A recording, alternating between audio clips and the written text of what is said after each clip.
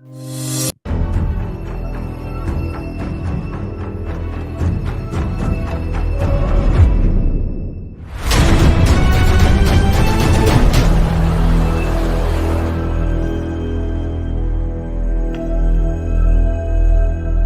I'm Michelle. And I'm Bill. We are the Breast Bling team, selling beaded and stainless steel chain jewelry, highlighting and fitness and women's competition pieces. I can even custom just for you. Check us out at BrentsBling.com. How you doing, everybody? This is Jimmy the Bull at MuscleMonster.com. I'm here today to share with you my personal power straps, how to help you become the best power bodybuilder I can possibly be. Training through injury, gaining strength, and now I'm going to share with you how you can get the extra mile in the gym, pushing and pulling and getting through the exercise. These are the best power straps you'll ever use. Go to MuscleMonster.com to get the full demonstration. I haven't seen the sun in a fucking week and a half. Look! It just came out! Look at that! I love it!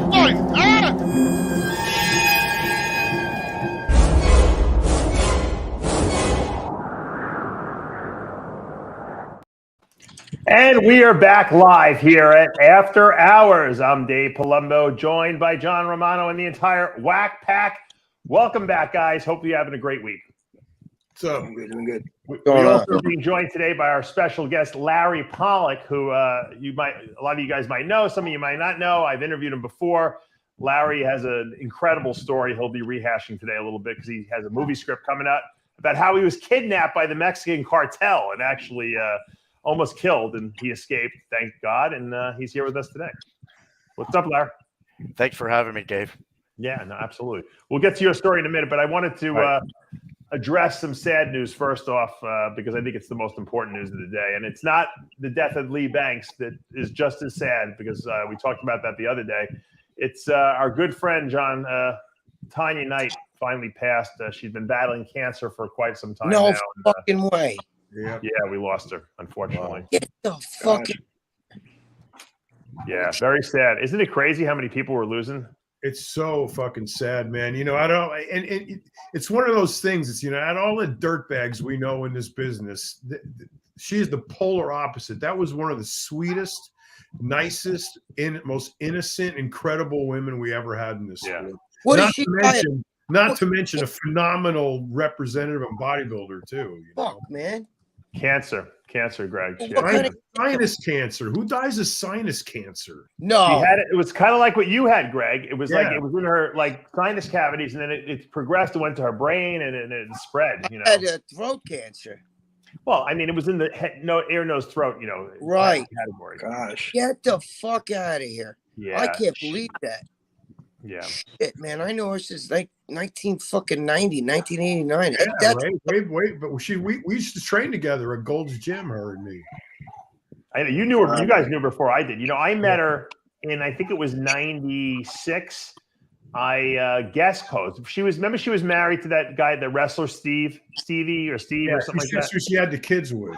Yes. Yeah, the kids. And Steve used to run a show in Kansas City, Missouri, and he brought me into guest pose, and I didn't know he was married to Tanya. But when I got in there, I met her, and she was pushing. Her kids were in a stroller at that time. That's how long ago it was. Dude, she was here at my house with Rick Valente. She was. Everyone stayed at your freaking house, Greg. It's crazy. Well, back then she guest posed for me at a show for 3 days. Right. Her and Rick dated for a long time, and then she married John Poteet. I introduced her to John Poteet. And who's got the feedback coming from there? What is the? Is that Richard? Maybe. Is it better now? Better now? No. Let me mute you for a second. Yeah, it was him. Do you think so? Greg, talk for a second. Hey, what's going on? Yeah, I can't Greg was the pioneer. You were the pioneer in okay. I fixed it with the noise cancellation. You still sound like you're in a tin can, Richard. I did the noise cancellation. Yeah, no, it doesn't sound good. How about now? I can't fucking believe that. I just did a video about that shit. So when Tanya came to your house, Greg. What? When Tanya came to your house with Rick Valente, yes. What did she eat? Did you serve her like your typical Italian meal? Dude, it's funny because I always tell this story. It was 1989 because that's when I did the. I had the show. She did. She won the Miss International in '89. No. 90, I meant the 90. show that I ran. It was Steve Bleckman took it over. Atlantic States. Not Steve. Steve Weinberger took it over. Steve Weinberg. I'm sorry, but when she was here, I remember she would actually in her purse she would keep a little salt shaker, right? And she would put a little salt in her water, a little salt. Like we'd go to the diner, we'd eat. She'd put a little salt on everything she ate. Put a little salt in the water. And I would say, why, what are you doing with that? Well, why are you doing that? And she said, because, she liked to build up her sodium so that when she cut it, it was, her body adapted to a little bit of a higher sodium level. This was what she told me, you know what I mean? And that when she would go for a show or a guest posting, she would cut it. And then all of a sudden there's sodium, like when she would cut it, the water would just come right out of her. She said, I don't hold water. She goes, after a while, my body adapts to a higher level of sodium. This is what she, whether there's science behind that, I don't know. There is a lot of science behind that, Greg. Mm-hmm. Well, there you go. See, she was ahead of the curve. That's 1989. And, what it is? Rick also trained with her and trained her. And Rick Valente was a very smart guy. You know what I'm saying? Yeah. So, he had just told me a story. I just did a video about this on my channel. I just put it up. Holy shit. She used to send me Christmas cards. I was putting up the Christmas cards too. I can't believe that. I knew that she was really sick and that she had cancer because Bob Bonham was supposed to meet her just before he died. Wow. He was supposed to hook up with her, get together because they were old friends, and then he told me she couldn't because she was really sick. I ran into her again at the Arnold. She was at remember Bob Goldman always has that International Sports Hall of Fame at the Arnold. Of course, yeah. So I love going to that thing because he put, it's like a cocktail party. It's like really kind of high end. And so she was there a couple of years ago it was. And we were just talking and bullshitting and I got her on the show. I interviewed her. I got to pull that old interview up. It was really good because no one had kind of been out of the loop for a while. And we just kept talking from then. And I was sending her species products when she got sick because she was having trouble eating. When you get cancer, a lot of times you don't want to eat. And she needed to keep her protein up. And so I was sending her tubs of Isolyze and Protolize. And she's an amino product. And she was like living on that at the end. And, she knew she was going to die because about 2 weeks ago, we were talking on the phone. And she said, they're putting a pain pump in me. And I'm on in-house hospice, and so that pretty much means you're going to die soon. And she's like, they gave me from 4 weeks to 4 months the most to live. So I said, how are you handling this, Tanya? Emotionally. And she's like, I'm at peace with it at this point. And it's hard to talk to someone when you, but at that point, when someone knows they're going to die, the conversation becomes very spiritual. And, so she told me it was like, she wasn't like, why me? She was like, why not at all? She was like, why not me? And that was like, she had accepted it at that point, the most important thing was to have all her affairs in order so that her son would be able to inherit all her, her money and possessions and stuff like that. Listen, she was so fucking cute too. And when she first came up, it was the 80s and stuff. She was such a good looking girl and a nice girl too. She used to sit with my niece on the couch, you know what I mean? And bounce my niece who, now my niece is, an adult. I mean, she's almost 40 years old, but I heard she bounced you on her lap. Is that true? No, I'm too ugly. She don't like that. She don't like ugly. You got Rick Valente. You know what I mean? Who the hell? Oh, he would have beat your ass. Yeah. Like a washed-up Italian. How much pasta did Rick Valente eat at your house? He's great too. He's a fucking wealth of knowledge. That guy. He was very smart. I think that's where she got the sodium idea from. I think maybe. If I remember correctly, because he was chiming in. That's what she used to walk around with that sodium. I was trying to get her to compete again. I said, you do great in women's physique. Look at her here. What age is this? She might have gotten the sodium thing from me because when I helped her with the Miss International, we did the sodium load. Oh, you helped her for that show, John? Yeah. Oh wow, did she So- look good? Well, all I know is that We used to do cardio together. We would walk from her house in an apartment in Santa Monica all the way down Lincoln Boulevard to Marina Del Rey, Right. to the movies, and when we would eat at Kookaroo, the chicken place. She would That's awesome. we would get the white quarter, and Yep. she wouldn't want to eat the wing, and so she would just like kind of sneak like this, and she would say the wing is the cheat, She would walk, so it was like 4 miles, I mean, each way. And you only walked to there because it was Tanya night. You probably went to walk with it if it was Valentino. No, I'm sure. nobody in the world would everybody have walks fast. you know. Fast. That girl walked 20 miles an hour. It was like I had to like die to keep up with her. But her personality was as strong as her beauty. I mean, her beauty was amazing. And she was and you know what? And she was and you know what? She was absolutely oblivious to it. She was oblivious to how gorgeous she was, and she was oblivious to how famous she was and what a legend she was. She couldn't. When she would get like fans would come up to her and she would get like paralyzed. She like wouldn't know. She wouldn't. It was hard for her to deal with her fame because she was just, a regular girl. She was a regular girl from Missouri, Did she do enemas, Greg, in your house? I would have loved to have given her one. I would have drank the water. She actually did a soap enema. She would like crunch the bar in the hotel. We ought to leave the room. We ought to leave the room so she could take it. She could go. Greg, did you ever do a soap enema? No, just regular hot water, bro. You're making that up. Grab the bar of soap and she would squeeze a little like torpedo out of it. You're making that up. That's a clean butt, Greg. That's I would hate that ass. But let me tell you something. Rick Valente was such a smart guy. Those two made a really good-looking couple. Not for nothing. I'm sure. I mean, because he was a good-looking guy, jacked. Italian. They were like the first bodybuilding power couple, man. They were like. How long did they date? Probably not that long, but I don't know. But they were pretty close. She was funny. I don't want to say the guy's name. I'll tell you off because the guy got mad because I once put it in muscular development. But her and Rick, they were at a hotel and what's his name was there? I'm about to say his name. I don't want to say it. And he was with a very famous bodybuilder, female bodybuilder, who used to be married or dating your buddy there for Chris Aceto. So you know who I'm talking about. Oh, okay. Right? Why can't you mention Laura? Oh, I can mention Laura. Okay, Laura, but I don't want to say who she was with because he's a married man and he's very, very famous bodybuilder. Don't want to say his name, but he won the Masters Olympia. Anyway. Mark Wahlberg. And they were fucking in a room. George. And Tanya Knight was like, she put the fucking cup up to the door. Like they were in the next room and she was listening to the wall. And then Rick Valenti's like, what are you doing? She's like, listen, they're fucking up a storm. You got to hear this. So then Rick Valenti put a cup on his ear. They put a cup like this, a Dixie cup. And they went right up and they were listening to the wall. You know what I'm saying? That's them right there. Rick, is that yeah.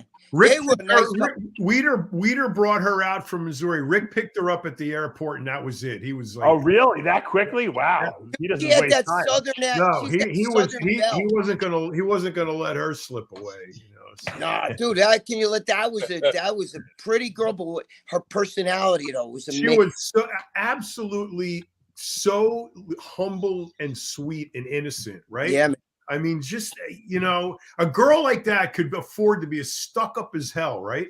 And she was just a regular girl next door from Kansas City, Didn't Lou Zwick had her on his show, right? Yep. She did an ad in Sharper Image catalog. I mean, she was everywhere. She had a unique look to her. Yep. Very unique look, very magnetic. Like walk in a room and you knew she was there. That girl got shredded for that contest, man. That Miss International. She was ripped to shreds. There's Gregory Hines and Tanya and Rick right there. Dude, I'll send you. Want me to send? I could run to my computer, send you the Christmas. She looks sort of like Farrah Fawcett too. That was the look then. That was the hairstyle. Yeah, that's 4 gladiators now that are dead. I know, right? Isn't that scary? Wait, I hope Ray Hollett's still alive. Is no, she still she's alive. Yeah, she's alive. Billy Smith. Billy Smith, right. Lee, who played Hawk. Right. Who's the black girl who died too? Wasn't there a black girl who died? Well, so it's 5. Did Jazz die? No. One of them did, I thought, right? No? Am I making it up? I don't know about that. I don't know. But Shelly, and then Hey, John, I would have been glad I ate her. If you get it, I would have been glad I ate her. You don't get it. Forget it. Yeah, he gets So it. explain to us, Greg. It's just a little soon, Greg. Yeah. Just pass. It's You know, just a little soon. Those girls, the girls now, they all look the same with the filler, the lips, girls in the 90s. I mean, when did all that filler stuff start? Like the past, really heavy the past 5-10 years. I mean, all the girls look the same now. The girls look better like this, natural. Well, yeah, absolutely. Naturally. Don't fuck with your lips and all that shit. Don't do that fucking. Dude, Corey Everson today couldn't your win head. a bikini show. Think about that. Corey Everson, bikini girls are more built than her. And she was, I mean, if you look back at all those Gladys Portuguese, Lori Bowen Rice, all them girls. McLish. Yeah, Rachel McLish was like a skinny girl now. She was in barely bikini at this point. They were more like muscular bikini girls, like Soda and like Hawaiian Tropic. They should bring that back, and judge on beauty. I mean, it's got. I mean, black chick I ever saw was Lisa Lyons in person. Lisa Lyons, remember Lisa Lyons? Yeah. She used remember, to be like remember that magazine, Women's Physique World? Oh yeah, sure. Yep. Bill Jens. Bill Jens. Bill Jens. A lot of those girls were beautiful, man.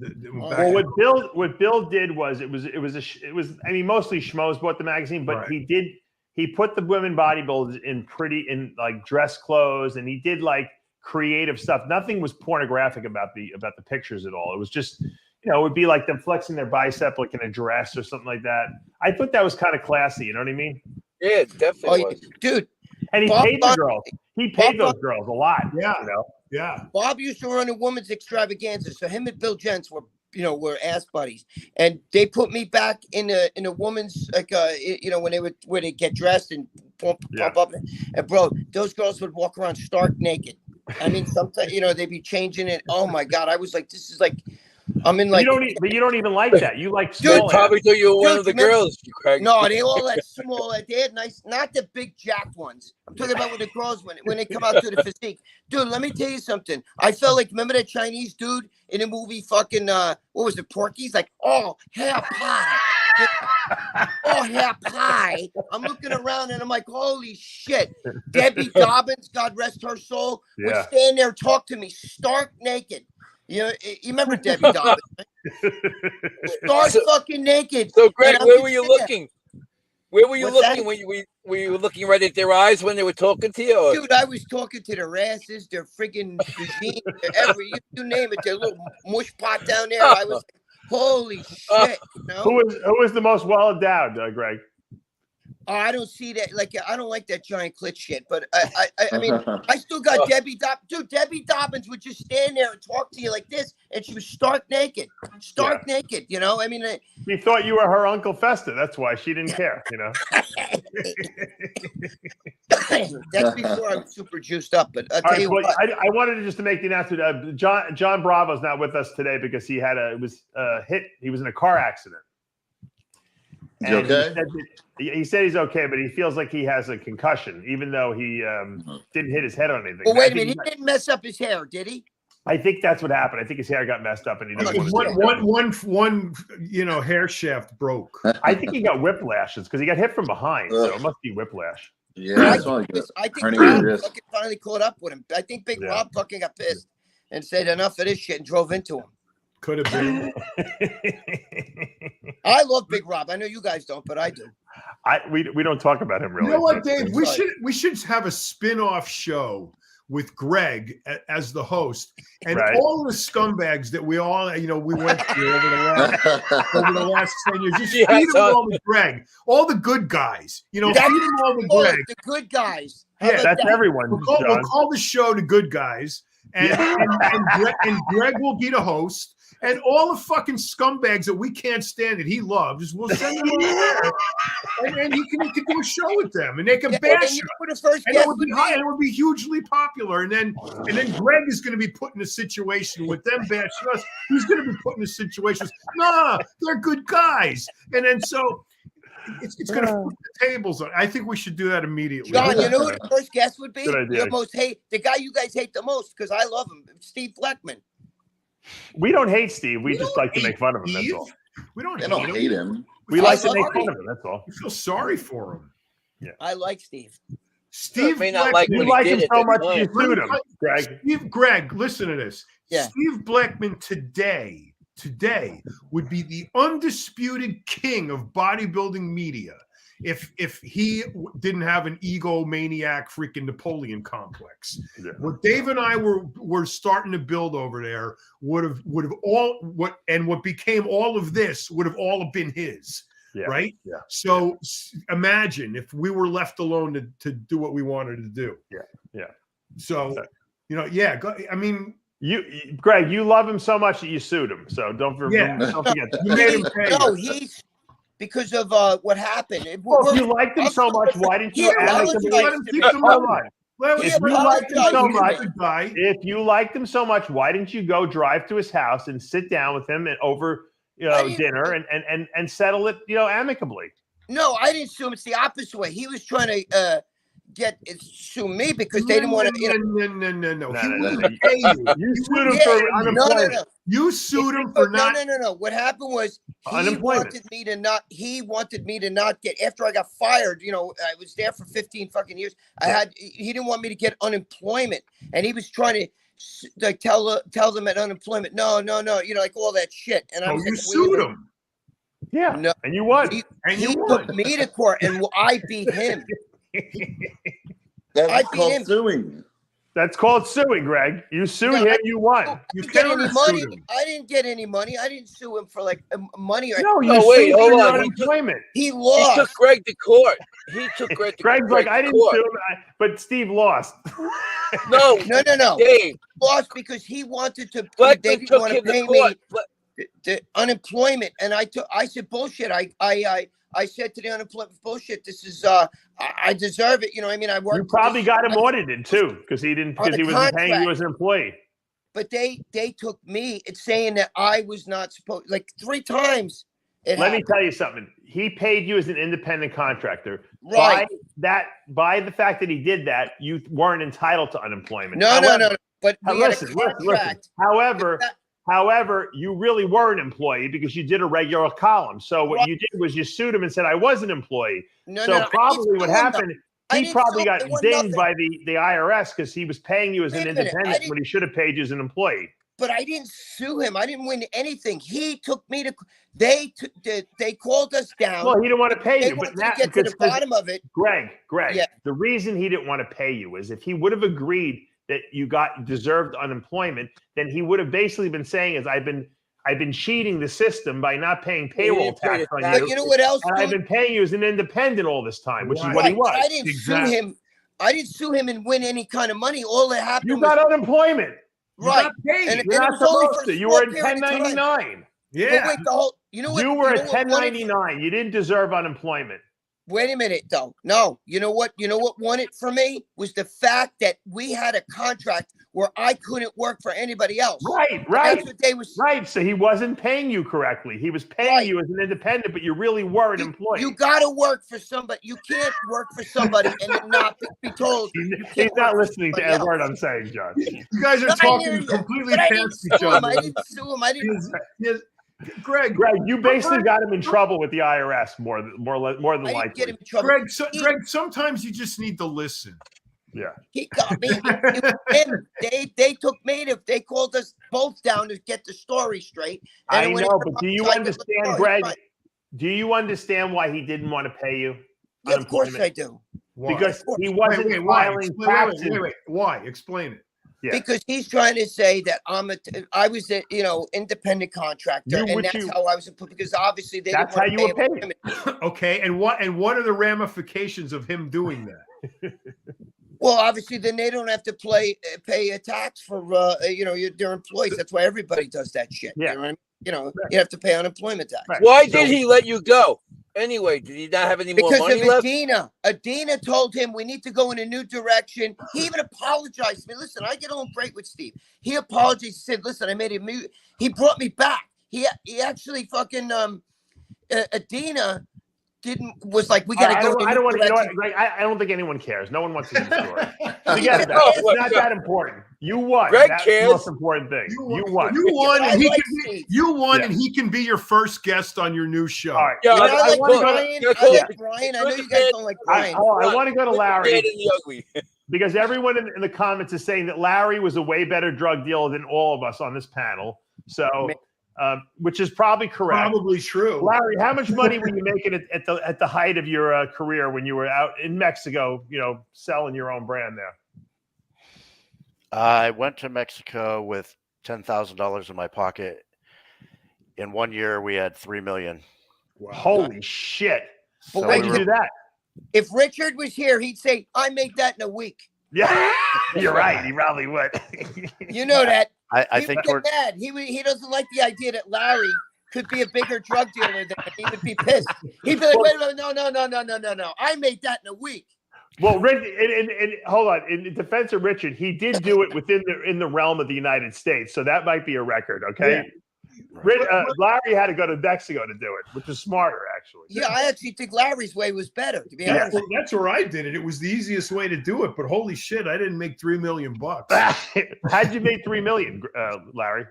So what happened originally, Dr. Cohen was running QV, Quality Vet, Danco, Animal Power. He had all of those. And he was supplying about 75% of the U.S. market. And they took him down.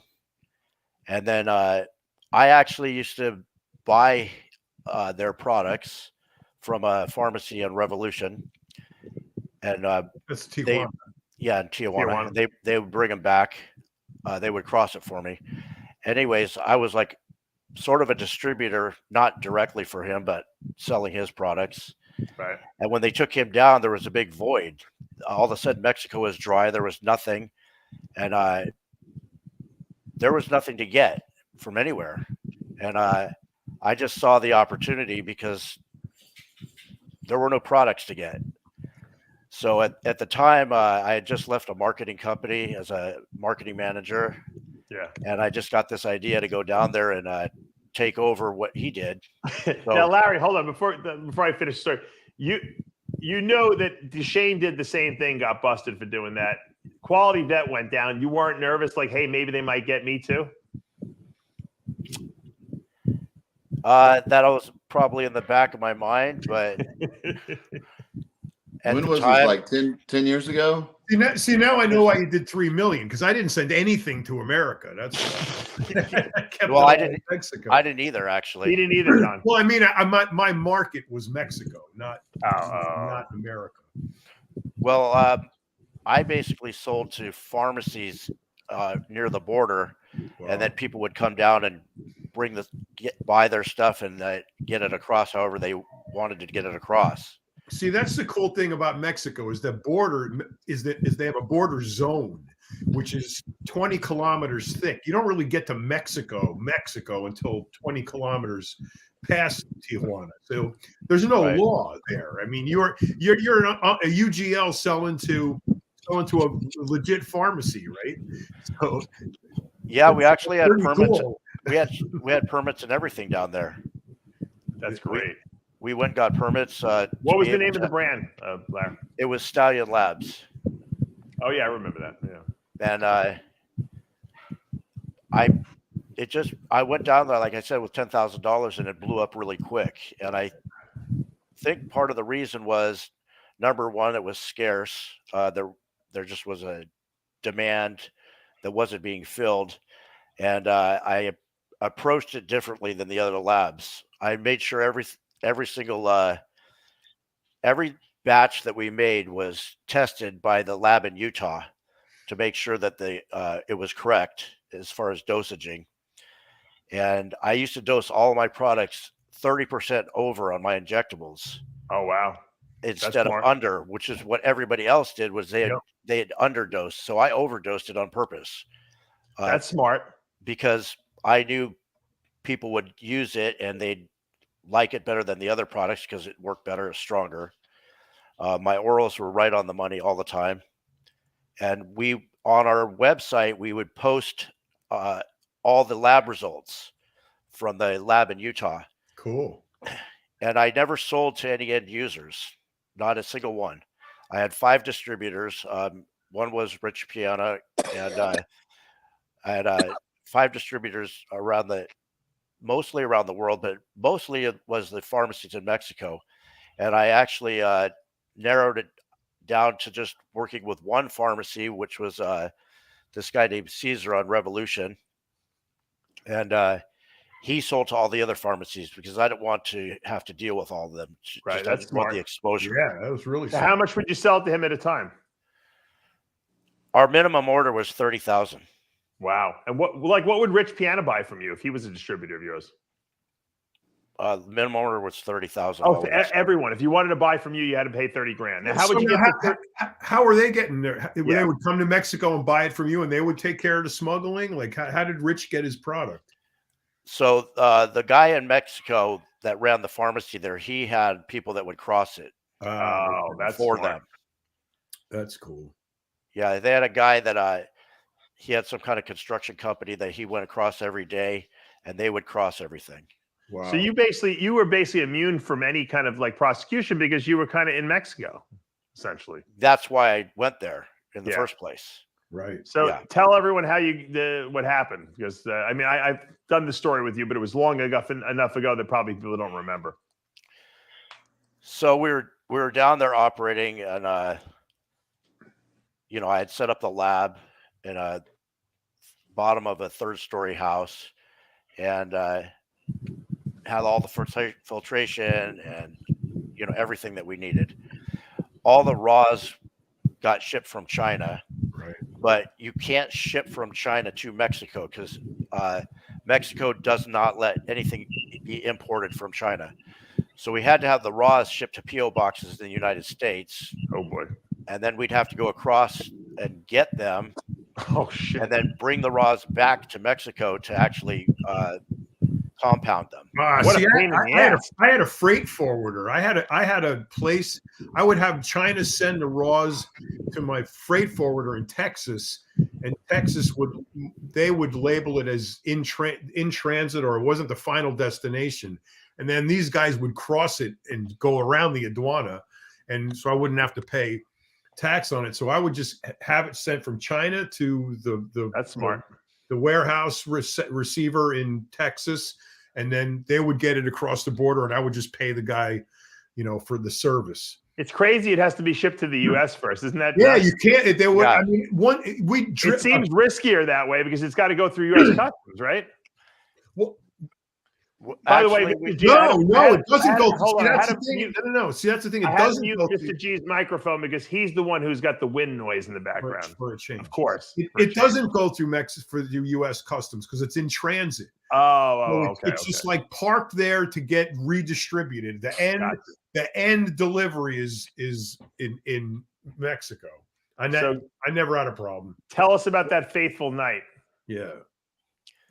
Well, actually, so Operation Raw Deal was already going down, and I was watching everybody get busted.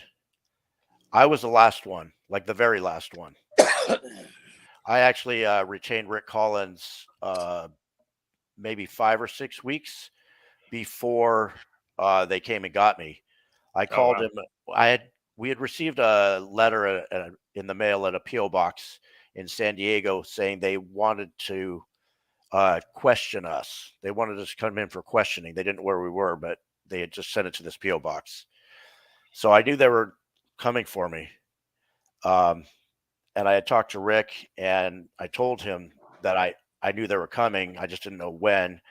And he said, well, you don't have any charges filed, so I can't take you on as a client because you don't have a case. Were you living in Mexico at the time? Yeah, I was in Rosarito, and I had a 3-story house like hidden away in the hills. So were you worried they were going to come and get you out of Mexico? Well, they extradited the British Dragon guys from Thailand. Wow. Oh wow. A few weeks before me. So they were rounding up people all over the world and just Oh, they got them extraditing. in Thailand. Yeah, the U.S. government went to other governments, and like the Thailand government went and arrested British Dragon, and then they extradited him to the United States. Wow. I actually Wow. met those guys in TI like after the whole thing was over. Oh wow. But the headline was international conspiracy, 300 labs rounded up all over the world, as it was like one big conspiracy to clean up the Beijing Olympics. This was right after the baseball scandal.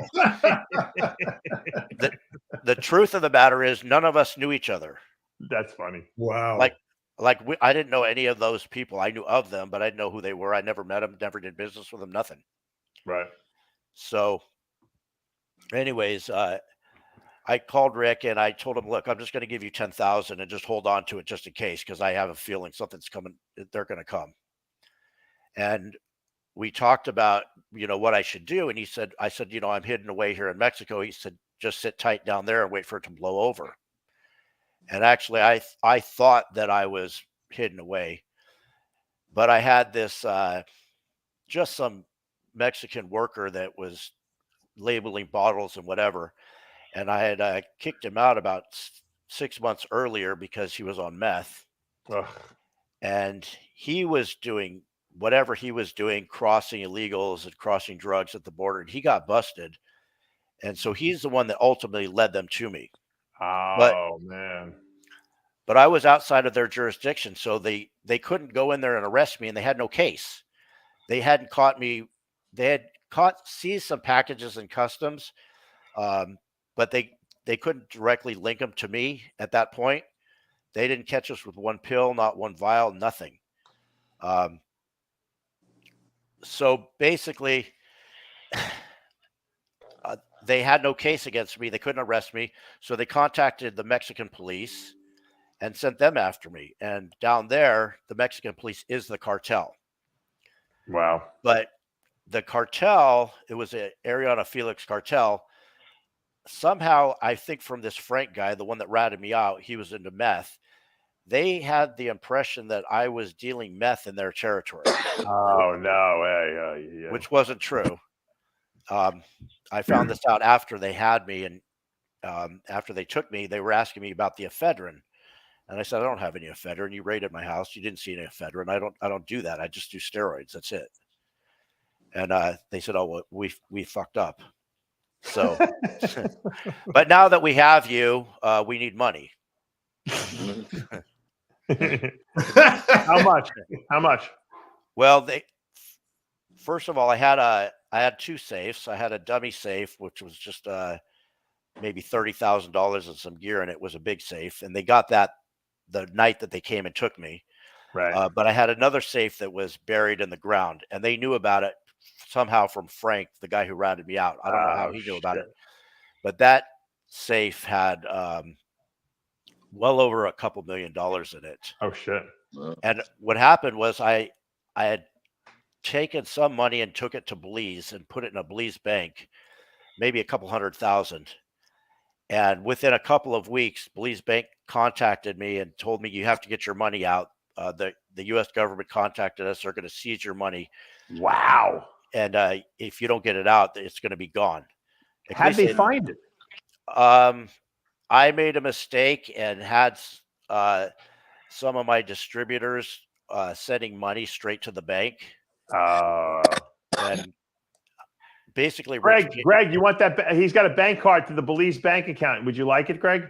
Absolutely. I'll take $5. I'm a broke ass bro. I'll take $5. So I had to get the money out, and I couldn't take cash out.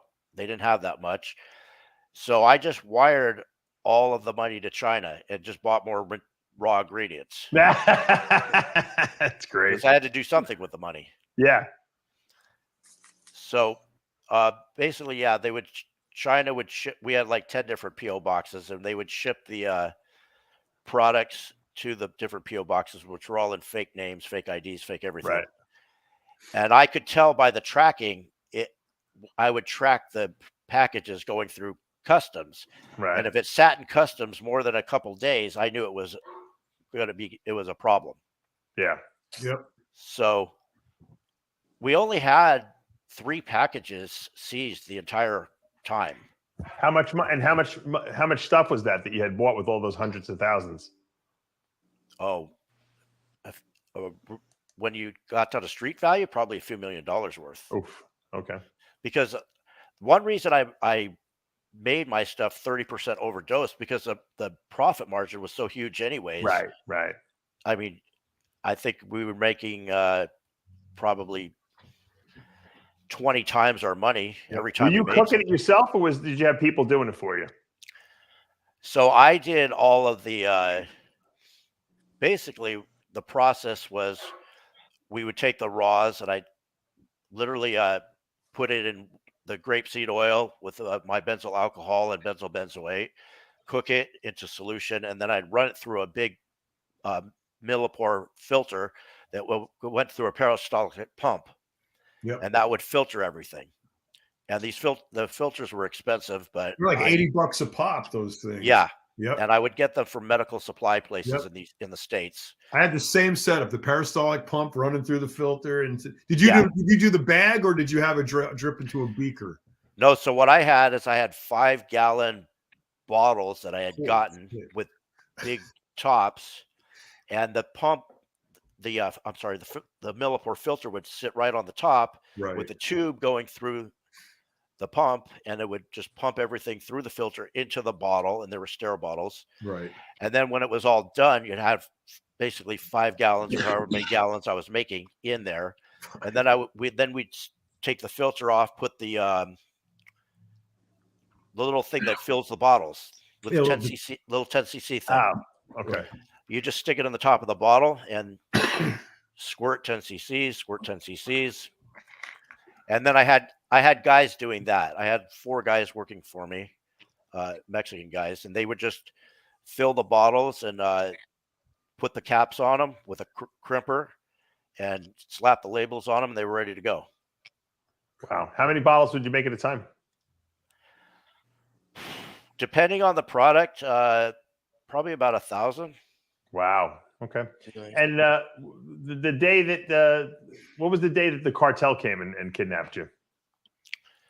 I don't remember the exact date, but it was in 2007. Yeah. And give us the abbreviated version, because I know there's a very long version too that I've heard. Well, they had Caesar, my guy on Revolution. They had taken him a few months earlier, and they had him. I thought he was dead because he was just gone for like 4 months, maybe 5 months.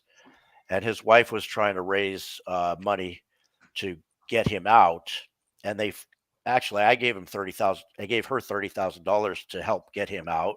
Mm-hmm. And they actually did release him. And so it seems like it's all about money down there as far as the kidnapping goes, right? Yeah, they didn't care about the steroids. All they wanted was money. They knew we had money, and that was what they were after.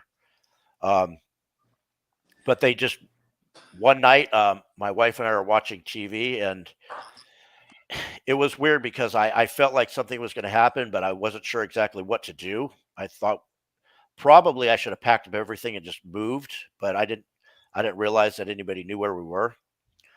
And my door came busting open, and all of a sudden I had guys in front of me, maybe 30 guys with they looked like SWAT with machine guns in my faces with laser sights. Oh shit. Yeah. Yeah. And so they pushed me to the ground, slapped some handcuffs on me, smacked me in the head with a rifle, and asked me what's the combination of the safe. And anyways, long story short, they took me out of there and took me to a little safe house in Tijuana. I was there for 2 or 3 days, and meanwhile they pulled my toenail out with a pliers, and while they did other things, and asked me for the combination of the safe. And at the time, you didn't give them the combination after all that? Well, something happened when they were asking for the combination in the house. Yeah. Somebody came and said, "Somebody's coming. We got to get out of here now." So they just dragged me up the stairs and threw me in the back of a van. Mm-hmm.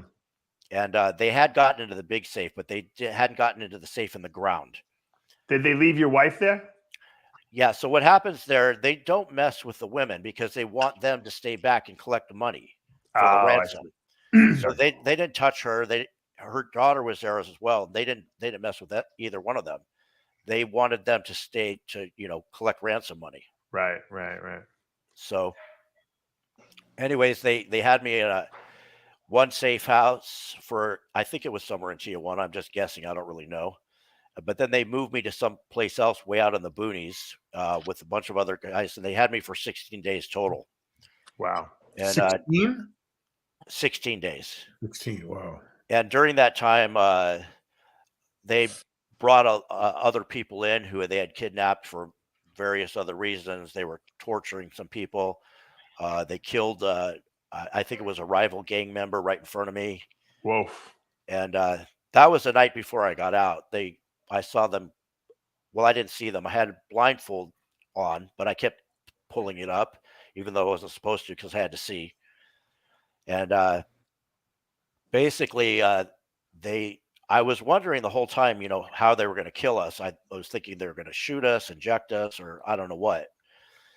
But it turns out the way they do it is they just lay the person face down on the ground and you're handcuffed behind your back, and then they step on the back of the neck. Oh, wow. And so there's no blood, there's no mess, there's no noise, nothing. And then they just throw you in a body bag in a dumpster somewhere. Wow. So you thought that was it. You were going to be killed. Well, so there was a kid named Oscar with me, Mexican kid, that he supposedly owned a restaurant. They took him for ransom too. And he was able to translate for me because I didn't understand what they were saying in Spanish, but he told me everything that was going on. We would talk when they were not around. And after they killed that guy, I said, I knew, first of all, they had already got the money out of my safe. And they told me once they got the money, they were going to release me. But then they said they wanted another $1 million.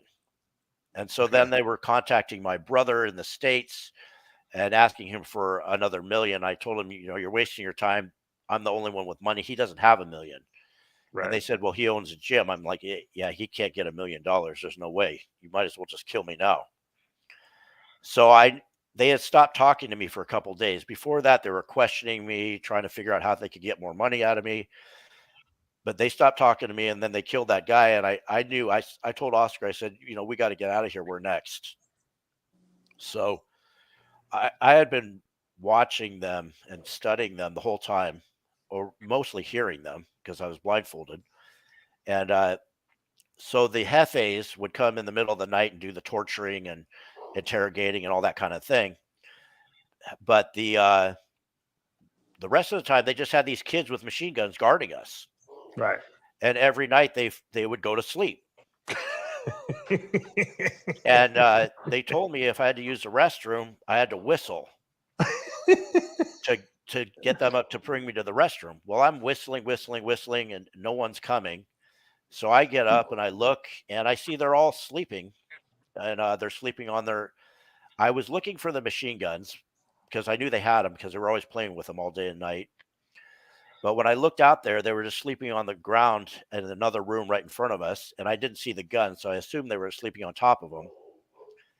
And I told Oscar, I said, this is our chance. We need to get out of here. And he had an idea that we should jump them and grab the machine guns, but I didn't trust that because he was a real skinny guy. I just figured, I'll grab one guy and he's going to get. The other guy's going to come with a machine gun and shoot us both. Right. So I told him, look, they're sleeping. I'm just going to leave. And he said, no, it's too risky. I'm like, staying here is too risky. I'm not staying.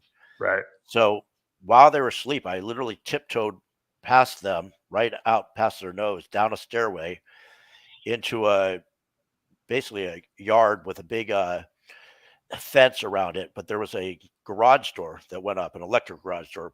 I was afraid to push the button because I didn't want to make noise.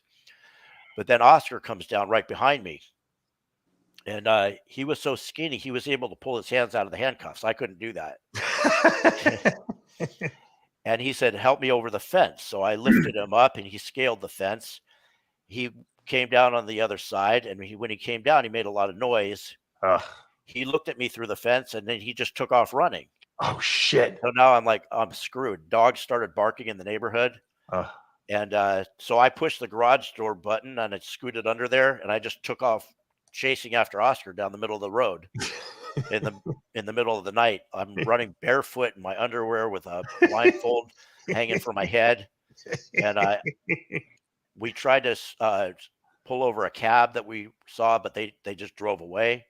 So I end up on this highway, and then Oscar somewhere we went through like a bus station, and he disappeared. I don't know where he went. He went a different direction. I'm running down the highway trying to wave over cars, but no one's stopping. And I end up at a taco stand, and these guys are sitting there in the middle of the night eating tacos.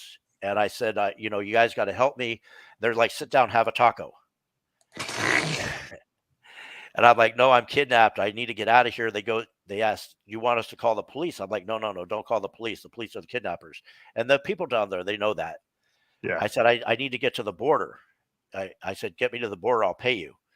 So these two guys said, all right, come on. And they threw me in the back of this van, and they drove me. And they said, which border you want to go to? I said, Oda Mesa, because I knew that was a shorter border than trying to go to the Tijuana border.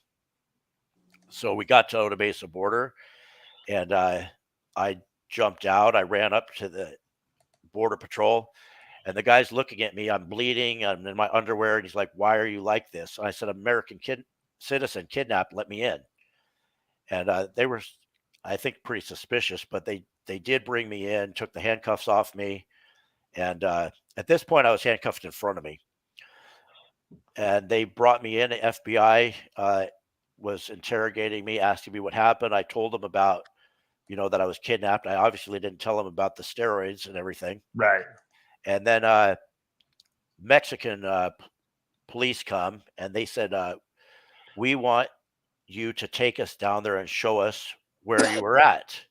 So they wanted me to go back in there with them. Oh boy. And show them the first of all, I didn't even know where it was, so I couldn't take them anyways. And I said, I'm not going back in there. And they said, well, we'll protect you. And I said, who's going to protect me from you? I'm not going in there with you guys. And the FBI said, we can't make him go. And a few minutes later, DEA showed up. Wow. And when they showed up, the FBI is like, what's going on? Did you not tell me something? And the DEA just grabbed me, took me out, threw me in the back of a car, and they're driving me up to DEA headquarters in San Diego. And they said to me, do you know John Romano? I said, yeah, I know of him. and they said, what do you think of him? I said, I think he's all right. He goes, this bodybuilding thing is a cult. And I'm like, no, it's not a cult. They said, it is a cult. And anyways, they said, you weren't supposed to come back. They said there was a bodybuilder in the morgue that was beat beyond recognition, dead. And we thought it was you. We thought you were dead. Wow. You weren't supposed to come back. And I was like, well, F you guys. Why did they mention John's name of everyone? Because at the time he was writing all these columns on steroids in muscular development. So I guess that's why. I guess they were reading your articles, John. Maybe John was an agent. Did they mention Valentino's name? No, they just asked me about John Romano, what I thought about him and what he was writing. And then we like that guy Valentino, but we don't like that Romano. I'd shit my pants if you told me he did. I don't want to be involved in any of that. They're good guys. Oh, by the way, Greg, speaking of good guys, hold on, I got to show you something that Sid sent to me. I think one of our viewers made this. Hold on here. I just sent you a Tanya Knight's Christmas card to me. How funny is that? Oh shit! Do you see that, Greg? Oh, good guy. So now that's their show. That's the spin-off show. And now we just send them all the rejects. Yeah. We'll have John Bravo anchor it, Valentino and Palencia, the good guys. Exactly. Holy shit! I think this is a golden idea. I think it is, Greg. John, I think it really is. Now, Larry, so at this point, were you under arrest by the U.S. government, or what was happening at this point? No, so they take me into the DE headquarters, and my brother was in contact with the FBI, and the FBI was trying to help them they were trying to negotiate ransom and whatever. Right. But my wife was with him the whole time, and they called my wife and my brother and told them that I was there at the border. So they went down to the border, and then they arrested her. Oh, shoot. And they took her up to there. And then I don't know why they did this, but they put us in a room together. And I think they were just trying to hear what we were going to say to each other. Right. And they told me that you're really dirty and blah, blah, blah, blah, blah. And I said, look, don't say anything. She said, I already told them I want my attorney. And after that, they asked me, they said you could help yourself, you could help your wife. And I said, what am I being charged with? And they said, conspiracy, distribution, something like that. And I said, how much time am I facing? They said, could be 5 years. I said, could be. I said, I want my attorney. And some guy tried to get aggressive, and the other guy said, no, he invoked his right. That's it. Oh, so thank God. Yeah. At that point, they took me to the whatever detention center in San Diego. Right. I think it was Metropolitan Detention Center, and they took my wife there as well. Mm-hmm. And they put her on like $100,000 bond, and they were asking for no bond for me. So you in the same court probably that I was in San Diego. Yeah, probably. So Rick knew all those guys down there. So did Rick come down? So Rick sent this really good attorney in there, and when the prosecutor came in, he didn't even know anything about. Was he an older guy, like with white hair? Yes. Yeah, that's the same attorney I had down there too. Yeah, good guy. Yeah. So Rick sent this guy down there, and this guy was this prosecutor was saying it was a flight risk and this and that, and international connections, but he didn't know. They had no case against me at that point. They were just trying to figure out what to say. So my attorney argued for bond, and they gave me a $500,000 property bond. Mm-hmm. And my mother was there, and she put up her house to get me out. But what was your charge? At that point, it was just conspiracy to distribute. I knew with no underlying charge. No, that's nothing. Interesting. I was going to say conspiracy. That's like total. Yeah, but usually conspiracy goes with an underlying charge. It's rare that they charge you with just conspiracy. Well, at that time, they were still trying to figure out what they were going to charge me with. Right. They were just trying to. They didn't have a case. They were trying to make a case. So what? Give us the end result of this whole thing. How did it work out? What happened was I had to get a local attorney out of the jurisdiction up in Santa Cruz. So I went up there with my wife, and I actually interviewed the attorney that worked with Barry Bonds. Oh, and he told me, I'm not the attorney for you. You need this guy named Paul Meltzer. He's the guy for your case. He's the big attorney up there. He knows the judges. He knows the Nedro and everybody else. So I had hired him for $100,000, and then my wife had to have her own attorney. Ugh. So I hired her attorney, which was the guy that worked with Paul Meltzer, and I paid him $40,000. And I told them when I hired both of them together, I said, "Here's the deal: I'm not telling on her. She's not telling on me, and we're not telling on anybody. So don't even ask." Right. So then they just basically postponed, and we were out on federal probation for like 3 years with the ankle bracelet. Jeez. Oh, wow. And they did that on purpose because they just wanted to drag it on till, it became old news. Larry, you still married to the same woman or no? Oh, hell no. I was going to say that shit. The girls are like, you know what? I'm done. Never lasts. Yeah, never lasts after that. So you never did any jail time, did you? Because of that? No. So at the end, what happened was they were still trying to build a case, and I got contacted by that Frank guy, the informant. Mm-hmm. He called me on the phone and was trying to get me to, talk to him. To basically, I'm assuming they were recording it. Sure. And I just hung up on him, but he left a long message on my phone saying, if anything happens to me, blah, blah, blah. And I took that audio tape to my attorney, and I said, look, here's proof of what they did. Because I already had pictures. The DA was in the house photographing my house and the lab while the cartel was digging the safe out of the ground on the same day. Nice. Yeah, they were all in it together. Yeah, no right. And so all that money was gone, I assume. Those millions. They took everything, including the house, right? And I had a whole gym there. Everything they took everything. What about the money in Belize? I already sent that and bought raw materials. Oh, right. I had 2 storages, one in the United States and one down there in Mexico, like packed full of gear. So was the stuff in the U.S. still there? Yeah, it was still there, and that was one of the bargaining things I was trying to use with the cartel. I was telling them I have this storage in the U.S. If you just take me there, I'll give it to you. Right. But they were too nervous about crossing the border with me and all this. Can I ask you a question? Would a cartel, did they wear jackets that said DEA on the back? No, they just wore black. No, they just wore all black and black masks. Now he's being a smartass. In other words, like the DEA was the cartel because they were all fucked up, and they went shopping in my house and took shit that they never declared. You know what I mean? Although I didn't have the DEA, I had the fucking Jeanine Pirro's task force. But regardless, what people don't realize is the Mexican cartel are police.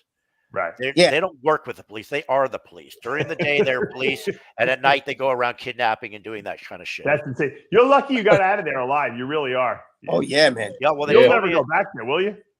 No, hell no. They told me at the border that no one's ever gotten out of there before. Wow. I don't know if that's except you. Well, after Larry escaped, that was the end. That was the last time they ever let teenage kids hold machine guns and guard people. After that, yeah. So Larry, are those raw materials? Are they legal to have in this country? No. Larry, they abducted my mother-in-law, and after one day, they fucking tried to push her out, and they were like sending her back, and we would send her back to them and shit like that. It's unbelievable. No, my mother-in-law's Mexican. That's why I said it. She's from Puebla. So you served time, right? So yeah. So what happened was that finally they came to me and they said, "Look, here's the deal. We're gonna offer you 24 months, and you're gonna agree to take this, and we're gonna let her walk." And I always told her if anything happened, I'd make sure she didn't get in trouble. So at the time we had opened a gym and we were running it, and I told her, look, you stay and run the gym, and I'm going to go, do this time. So I took it just to get her out of trouble. Didn't Boston Lloyd train at your gym for a while? No, he didn't train at my gym, but I trained at his father's gym. Oh, his father, right, his father. Years earlier. For a number of years, actually, at John's gym. Yeah. This is way before then. Sure. But yeah. So, anyways, I ended up getting 24 months, and I ended up doing 18 months, I think, on that because they let me out to go to a halfway house. Right. About 6 months out, and so that's basically what happened. And meanwhile, while I was in TI, my wife just sold everything and took off. What was left to sell, though? Oh, no, the gym equipment. She sold the gym equipment. So the house was still there, in other words. So you guys still owned the house? No. When I got out on bond, they told me as a condition of my bond, I had to stay at my mother's house in Camarillo, and I also had to get a job. Right. So I went around Camarillo, looked for a job. I couldn't find anything that I wanted to do there. So I said, I'm just going to open a gym. And I had money. She sold the equipment in the gym is what you're saying. I see. Yes. Okay. So we opened a commercial gym there. Okay. Gotcha. And it was called Body Temple Gym. And we ran it for 3 years while we were out on bond. And then when I went into TI, So you obviously still had money from stashed away somewhere, obviously. Oh yeah. I had that whole storage, still in the States. And there was, don't tell me you made more gear with it. Did you? No, it was already made. So you sold all that gear off to get the money? Initially, no. She ended up taking everything. She sold it to somebody. Oh my God! While I was in, and there was another storage in Mexico that was stacked to the roof full of finished gear, right? And raws, and she sold I don't know what she did with that, but she just She took sold that to everything. John Romano, who then sold that. Well, No, I came friend of way mine, after. I came way after Larry. Yeah. Yeah, she got somebody at Gold's Gym to buy it all. She probably sold it for pennies on the dollar because she didn't even know what it was worth. Yeah, yeah. And she just took 3 months before I was due to get out. She just sold everything and took off. When you got out of jail, it must have just felt like, thank God I'm done with this crap. I got out. I'm alive. When you get to that point, you don't even care about the money anymore. You're like, you know what? I'll make more money, because you're lucky that you're still here, to be honest with you. I think he cares about the money, though. Actually, when I first got out, I was in the halfway house. My first meeting with the probation officer, he said to me, he said, you know, she doesn't want you to know where she is. I already knew where she was because she was living in Hollywood with some guy, but I didn't care. But I heard from friends, and he said, she doesn't want you to know where she is. And he said, does she have anything that you want? And I said, no. And he said, do you have anything she wants? I said, no. He said, well, if anything happens to her, I said, listen, stop right there. I don't give a F what she's doing, who she's with. Don't ever bring this up to me again. I don't care. Yeah. I'm done. So he like never she thought did. you were going to actually do something to her? Well, she had told mutual friends that she was thinking that I was going to get out and go kill her or something because she ripped me off for all my stuff. Right. And sold everything. Yeah, she was telling everybody this. And people were coming back, and we had mutual friends that came and told me everything that was going on.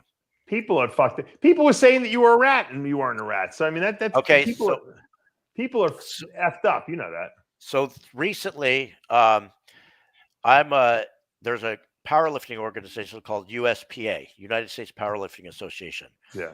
And originally I was a meet director for APF, and then I started with USPA several years ago. Well, USPA recently, in the last few weeks, got into some scandal where some YouTuber, I'm sorry, he's not even doesn't have a YouTube channel, just Instagram. Started slandering the USPA, saying there's pedophiles and all this crazy stuff going on. And I didn't even know anything about any of this. And then I find out the real story. There was a few incidents where some meet directors around the country were accused of various things. I guess one lady was she was a special needs teacher, and she had done something to a kid, and so they fired her. And then another guy, he was a meet director in Ohio. I never heard of him, but he was hitting on women, so they fired him. A couple of incidents of things, but they way blew it out of proportion. So this character, he's on Instagram, bad mouthing the USPA. He's a troll. He's a troll, basically. Yeah, he is. Oh, you noticed that, Dave? No, he told me about it. I told Larry, don't even, when these trolls get involved, just ignore them. It doesn't mean anything. But Larry, Larry doesn't want anyone to think he was a rat, and I know he wasn't a rat. I've seen his minutes and everything like that, his sentencing minutes. The guy's an idiot. Yeah, what's the guy's name? Does he have a name, or he just goes by a felonious name? Don't even dignify it. Don't even dignify it. Yeah. Well, anyways, Phil V's got online, and he's talking about this stuff. And I know Phil, and I told Phil, you shouldn't be talking about this stuff because you don't know what you're talking about, and this stuff's not true. Well, this guy immediately contacts me and starts drilling me for information. And Phil Heath or the other guy? No, the guy that was going after USPA finds out that I'm a meet director for USPA, and then starts digging into my case. And anyways, he starts saying that I'm a rat. He's saying that that my plea agreement was sealed, and so I'm a rat. Anyways, he thinks he's some kind of attorney. He thinks he knows. But I talked to Rick Collins, and Dave, you saw the thing that Rick Collins said. Rick looked everything up. Yeah. And I actually have the document here that Rick wrote, and basically it says, okay, the other document, the sentencing memo filed by the government, in it, the government asks for a sentence that is slightly higher than the guideline advises. This is the opposite of what happens when you're a cooperator. When a person cooperates, the government recommends a lower sentence than the guideline advises. So based on that factor, it's pretty clear that you did not cooperate. Further, the San Diego wanted to give me a higher. They wanted me to do 16 months. Yeah. Further, the second factor, when a person cooperates, the government files a sealed document after the guilty plea, but just shortly before sentencing. This is a motion for downward departure pursuant USSG 5K 1.1. The record will show a sealed filing that is unexplained. That did not happen in your docket.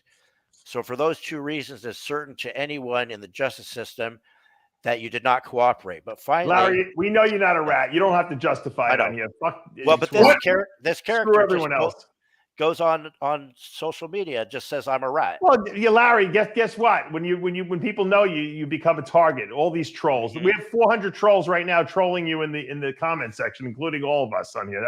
That's what these guys do. Yep, that's what they do. That's used to it. It means you made it. Hey, look, you know what? You escaped the cartel. I don't think that's a pretty much the luckiest thing that can possibly happen. So now they're making a movie of this, right? Yeah. So I was right after it happened. Actually, when I got out, some guys contacted me and they said, "Do you want to film a video?" And for their channel, and I didn't even know what it was for, but I said sure. So I met them at this house an apartment in Studio City. They pulled up a chair, they pulled up a camera, and they said, "Start talking." So I just told them what happened, and I didn't know what it was for. I didn't know it was going to do anything. Anyways, that video went viral and got like over 3 million views and 200,000 comments. People are still commenting on it to this day.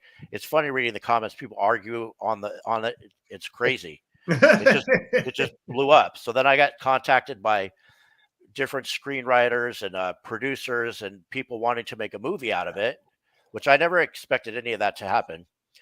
But I had picked this one guy because I just liked what he said. I didn't want it to be. Some of these people wanted to pay me $5,000 or $10,000 to have full rights, that they could do whatever they wanted and just make up whatever story they wanted. And I didn't want it to be some cheesy Hollywood thing that wasn't based on reality. So the screenwriter that I ended up working with, he's been working on the script it's been about almost 4 years now. It was a lot of work went into it. And it's basically starts from when I had a brother who was a famous mycologist. He studied magic mushrooms, and he developed some strains of psilocybin that no one to this day they're famous and they have his name on it. Right. But he was murdered when I was 13 years old by the government, by the way. Wow. And that's all documented. And that all just came out like in the last couple of years. Actually, the screenwriter investigating my case told me things that I didn't even know about. So it's crazy. The whole script starts from the very beginning. When I was a kid, my brother got murdered, goes all the way through the political stuff with Balco and how steroids became a Schedule III controlled substance. Goes through Raw Deal and Operation Gear Grinder before that. I read the part with your brother with the magic mushrooms, so that's kind of cool. I found that kind of interesting. Wait, so that's a book? It's a screenplay. Larry sent me the screenplay. I've been reading it like a couple pages every night. I'm a slow reader. I don't have that much time, but it seems. I think it'll make a really good movie. So I'm interested to see when do you think have they even gotten to the stage of trying to make it into a movie yet, or where are you at with it? Well, right now we're at the point where looking for a production company to actually make the movie. Gotcha. The guy that Mark Cuban, go to his place, Maverick, or whatever his thing is called. The screenwriter actually did a movie with Millennium Films, so he has some connections, and he's going to be out he's in Thailand actually, but he'll be out in the United States. He's busy. He's filming the Leo potential murder investigation. Have you seen this website, guys? There's a website that says, "Whatever happened to Leo longevity? Evidence suggests he was assassinated by Tony Huge," which I don't got believe. sent that, but oh my God. Did you see that? That's such bullshit. No. I don't believe any of that Do shit. you think he was assassinated? I heard that the preliminary autopsy report indicates that he was murdered. No way. Yep. I think so. That's exactly what happened. No way. John Tony said it right from the beginning. I was I was right from day one. This website, and I don't necessarily agree with it, thinks that they accuse Tony Huge of of smothering Leo with a pillow. No way. And killing him that way, and then staging the body in the bathroom. Total bullshit. Because he was a good guy, right? You never Tony know, Huge man. was a great guy. You I know never Tony Huge very well. I can tell you right now, Tony he didn't Huge murder too. anybody. I like him, but doesn't matter. I like Tony too. But you never know. He didn't murder anybody. Every time somebody dies, there's some sort of he didn't murder anybody. Okay, how did Leo get beaten to death then in the bathroom with who said he was beaten? I don't believe he was. Yes, actually, the autopsy report says that so far, preliminary. Yeah. No way. Don't buy it. I watched the Q&A of Tony answering all the questions. I was like, I don't know of his reasoning, but I wouldn't. And he was going on Trigili's channel, reading the comments off there too.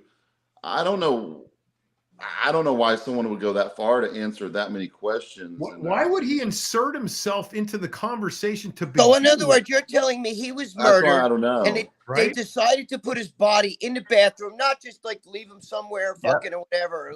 Leave him see on that window? bed. They're insinuating that whoever killed him climbed up and put the body and staged it in the bathroom, climbed on top of the toilet, and that's what broke the toilet and dislodged it as he was trying to get out the window. Way. The toilet was taken apart. I don't believe that at all. Why would someone take a toilet apart, Greg? Why would you not believe it? Why someone did. Someone did something. How? And so, in other words, the guy climbed through there, made it so that the body was behind the door where they couldn't even open the door. My friends fucking died just the same way. Died in the fucking. But what if they staged it and they went through that window and escaped through the window? They could have done a lot more with the body. They would. Why leave him in the bathroom? Because it made it look like he died himself in there. You know. No, I don't believe that. I don't believe that. Somebody, why is the pillowcase bloody? What pillowcase? I don't even know anything. I don't know enough about the case, Greg. Maybe he fell. Maybe he fell and wiped himself off with the fucking pillow. I don't know, but I don't believe he was murdered. He took the toilet snake off and beat himself in the back of the head with it. No way. Send Greg that link. Why was he laying in a puddle of blood?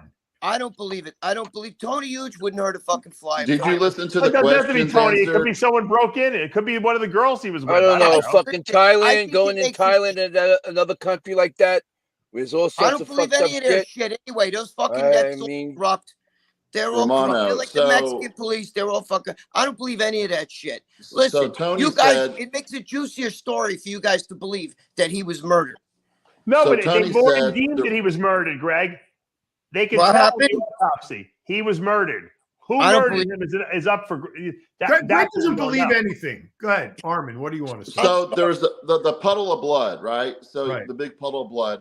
Yeah. Tony said it wasn't a puddle of blood. Tony said there was a leak, like a water leak, and it was a little blood, and it makes it seem like a puddle because the water ran and made all this a little blood like a puddle, and it wasn't really a puddle of blood. It was water diluted a little bit of blood. That's interesting. So I watched the whole thing. He made like 3 parts. I watched most of it. Not like, I was doing stuff in the house, but he went through like every single question and answered, like inserting himself, which was odd, of to kind of say, hey, I'm not guilty and I'll answer any questions. And then, but some questions he would skip over that were kind of like, who found the body first? You said someone else did, then you did. And then, so he skipped past those. And, like I said, Tony's always been nice, but you never know. It's like, we could be looking back now and be like, we saw the signs. And then on this, in the questions, he talks about how Leo was basically, you had to just let Leo abuse you and then let him calm down. And then you could kind of nudge him and talk some sense into him. So basically, he was basically taking a lot of abuse from Leo verbally. And then, basically he was just taking it and then just dealing with it.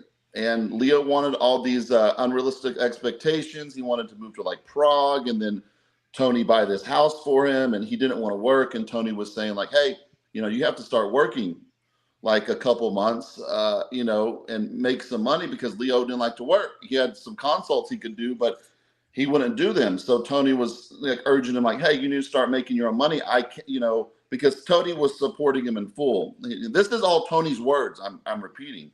So Tony was, you know, supporting him in full, but you know, the way Leo wanted to live, he wanted to have his own house with, you know, 2 women, like 2 girlfriends, how Tony does things, like that lifestyle with maids and servants. They call them crazy servants. lifestyle. It's like servants. Well, what if let me give you a scenario. What if he was with a girl and she killed him or something like that? You know, and maybe everyone's covering for it, you know. Greg, how's that hard to believe? How's that hard to believe? You guys are a scandal. Let me put it to Greg, you this way. Wait. Let me look at it. Armin, you can answer this. Leo goes off and goes fucking nuts and threatens people, threatens to kill them, threatens their life, threatens everything. So now you're supposed to sit there and take that, right? So how, knowing Tony, how could you, what is going to make him able to turn his nightlight off and shut his eyes at night, knowing there's a psycho upstairs who's threatening his life? How did he get to live there anyway? I couldn't blame. I mean, how could you blame somebody if you're scared for your life? Someone's threatening you. Someone's telling you, you know, I want A, B, and C, and I want you to pay for it. And well, we all know these are Tony's words. Tony's saying he wanted all these things, but I told him he had to work for it to eventually get this. Greg, why is he there? Firsthand how Leo goes off and goes berserk and starts. How is Leo living with Tony? What's it could be a girl that connection with girls. Can I say something real quick? And the girl's boyfriend or the girl's, you know. I had issues with Leo. Boston originally introduced me to Leo, and he had me on his podcast, and he seemed like a cool guy and all that. And then 2021, I was going to the Olympia, and I said to Boston and Leo, we should do like a Olympia wrap up since I'm going to be there. You know, I can interview people, film people, and whatnot. Well, while I'm there, I run into Amin, and I knew Amin from just, I don't know, Amin's contacted me through social media and different things. And I didn't know that Amin had an issue with Leo. I didn't know anything about that. So I said to Leo, I said, you know, Amin Elias here, do you want him on the wrap up? And he just flipped the fuck out on me. Yeah, it doesn't surprise me. And he starts telling me anybody who knows that guy or associates with that guy is not a friend of mine. And I can't believe that, you know, you're talking to me like this. And I wasn't talking to him like anything. I was just suggesting like how we should do the wrap up right after it's over. And he goes, don't tell me how to run my show. And if we were in prison, I would be taking your food. And I'm like, you're taking my food? Wait, holy shit. Just like that? Yeah. Just like that. That's what Tony said he was scared of him. He starts let him finish. Let him finish. So, Tony, you know, I contact Boston. I'm like, what's wrong with Leo? He's like flipping out on me. What's wrong with this guy? And Boston's like, oh, well, he's just real passionate. And I have the text messages where he's just saying crazy shit. Like he went from like Dr. Jekyll to Mr. Hyde, like in 2 seconds. That's the way he is, though. I understand that. I get that. And I'm the one who tried to calm him down on John Romano. Well, I'm going to tell you something. When he said that to me, I wanted to go down there and kick his ass. Like if I knew where he was right then, I would have drove over there and beat the crap out of him. The guy was creating a lot of enemies. What Larry's trying to say is, can you trail of enemies with this guy? You know? Yeah, well, yeah. Yeah, I mean, you could be just like, I didn't do anything to provoke that. It's not even normal. But it's all talk to me. It's all talk. He's all talk. It's that. I know guys like that. I'll tell you what. I know, Greg. But to you, you know, we should have said that to do something. But other people, Lee Haney's bedroom. Other people can't handle. And then when he tried to kill your girlfriend, you know, in her sleep, you know, you would have changed your mind. Maybe he wouldn't be such a great guy. You don't understand. I know that Leo freaked out. I'm the one that calmed him down on John. I might still have to. I got to ask my girlfriend if she still has, because he would text her, because my phone. I don't have that phone. Greg, let me tell you something. You can't go There's around hundreds in of this people world, like that, though. You can't go around in this world threatening people's lives, yes, because you're going to run into a bigger, crazier psychopath than you are one day, and they're going to end your life. And no that's shit. and that's what happened. So you're because telling he was me murdered. He was murdered. He did There's not. No way. He didn't fall in the bathroom and hit his head. He was murdered, Greg. No that's way. the cause of death. No yes, way. Greg, he was Yes, murdered. yes, Tony that's Hughes it. did not We don't kill know who anybody. did it. We don't know who did it, but he We're was not saying murdered. Tony Hughes. He was did. murdered. You know what Saying Tony I don't did. think it was Tony, but someone murdered him. You know what I think happened? Listen, I know Leo has a bad When mouth. you and I piss know he off has the a whole bad world, temper. you have a lot of enemies. That's what happens. Yep. So you're telling me We're not saying it was Tony. It could have been someone off the street he knew. Some ninja snuck in there. Why didn't they just kill him and leave him on the bed? Why did they kill him and then put him in the bathroom? Greg, the bottom line is people do anything? The bottom line is somebody killed him. That's the bottom line. Yeah. I don't know. Somebody you killed know what him. I think? You So know what I think? it doesn't matter. Somebody killed him. You think the forensics can't tell if someone was killed, Greg? No, Come on. I don't know anything. I'd have to see the forensics, number one. Number two, that's a fucking third world country. They make shit up. They fucking love. Chris, Greg, is not a third world country. He was struck by an object. He was struck by a blunt object. That's what killed him. I think he fucking, you know what I think?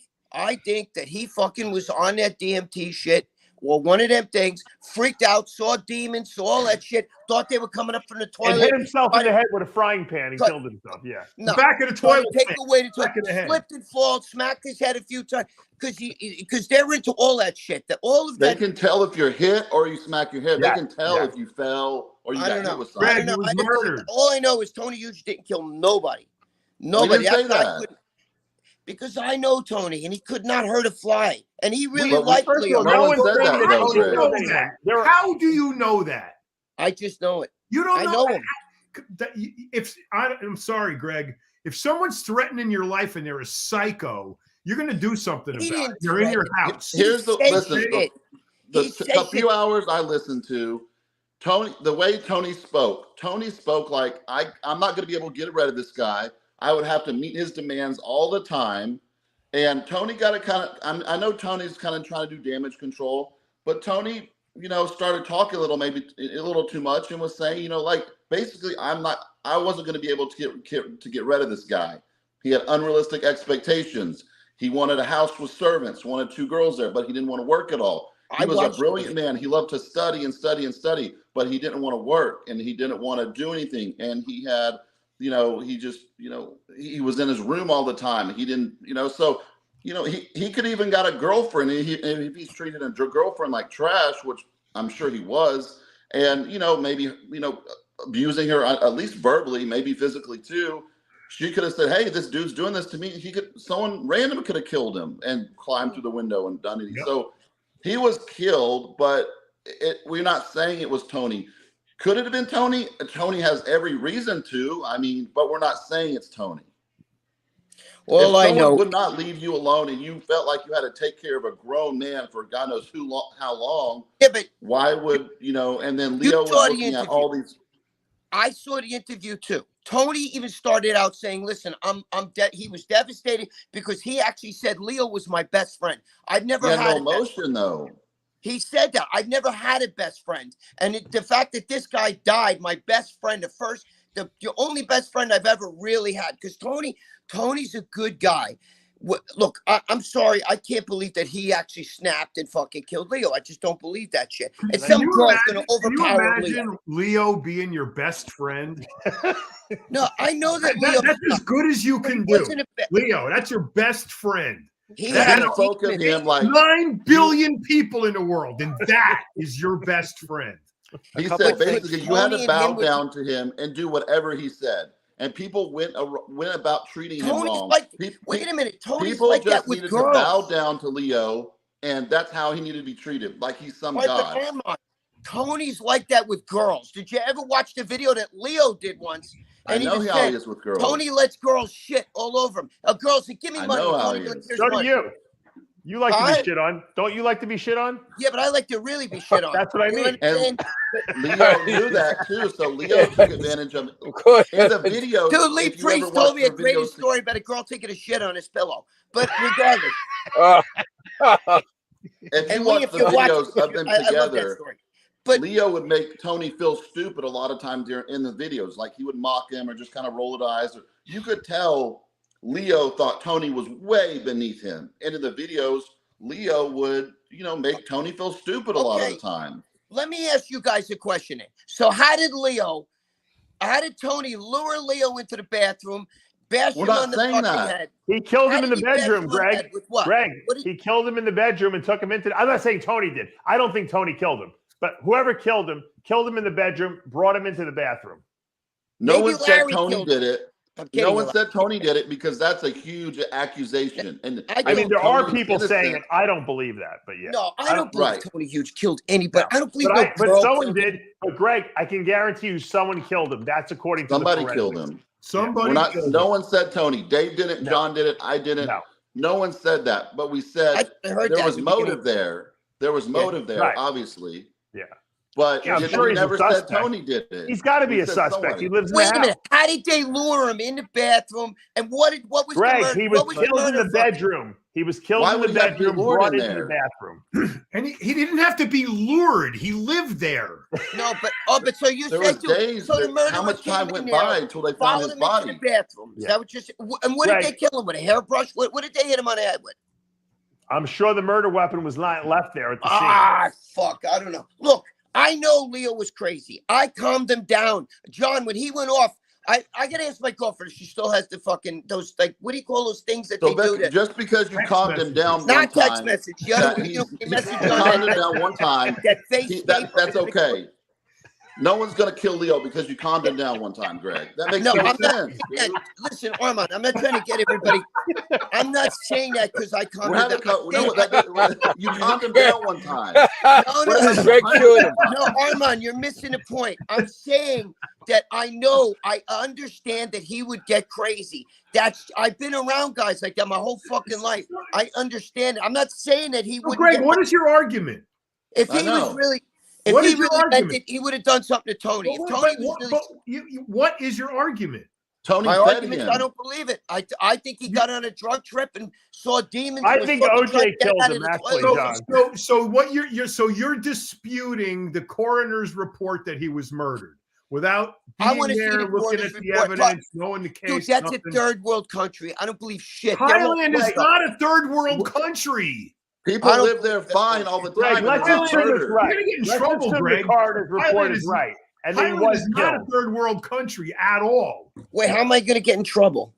People retire in Thailand all the time. How many Thai people are pissed at you now because you call Thailand a third world country? I don't have any. Where do you get off calling Thailand a third world country?